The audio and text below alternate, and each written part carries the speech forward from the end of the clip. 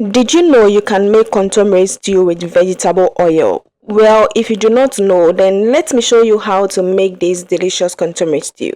Into a pot, I'm going to be going in with some vegetable oil. Now, I'll let this heat for some time and then I'll go in with my fermented fish. These, you want to break these into smaller pieces so that it infuses better into the stew. That is what you want to do. You want to build up some flavor right here. So let it simmer for some time or fry for some time on the fire before you go in with your sliced onions or some chopped onions. This is also going to add up to the flavor. This and then the fermented fish together with the vegetable oil is a banker. These two will sit on the fire and let it simmer for about 3 to 4 minutes, and then you want to go in with your blended tomato, pepper, onions and some garlic as well. Go in with that. You can add as much pepper as you prefer. You can use red habanero peppers or green habanero peppers. I use the green one and then I just love the flavor of the green one. That's how come I mostly use it for this type of stews in case I don't want any color. The red just adds some bright color to it. So anytime I use the red, it's because I want some extra color, but the green gives me the best flavor. Now we want to cover this and let it simmer for some time, and then at this stage it's okay, it's fine. So we'll go ahead to use our melon seeds powder. This is agushi. Add some water to this and then mix it very well with your spoon. You can mix this with some egg as well, or you can transfer everything into a blender and blend until it's smooth or everything mixed very well. Now we just want to go ahead and then put this into our stew.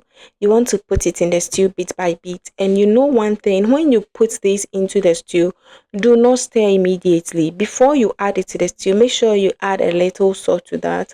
I couldn't capture that, sorry, but you add a little salt to it and make sure you scoop it into the stew bit by bit. Now you cover it, do not stir.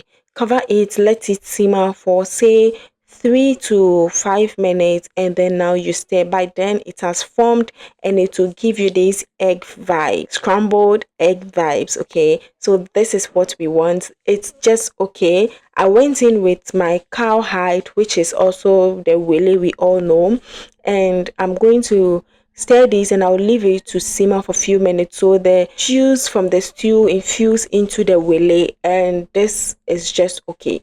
Now you can add any other protein you have. I have some smoked mackerel on the side which I'll be introducing very soon. You want to introduce each and every protein bit by bit so that you get the best result. You do not want to just put everything in it at a go.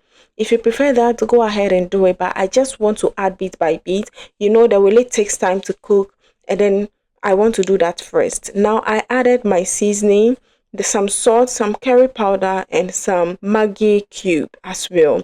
Stir these and also leave it to simmer. By then I've already cooked my kontomire or cassava leaf on the side.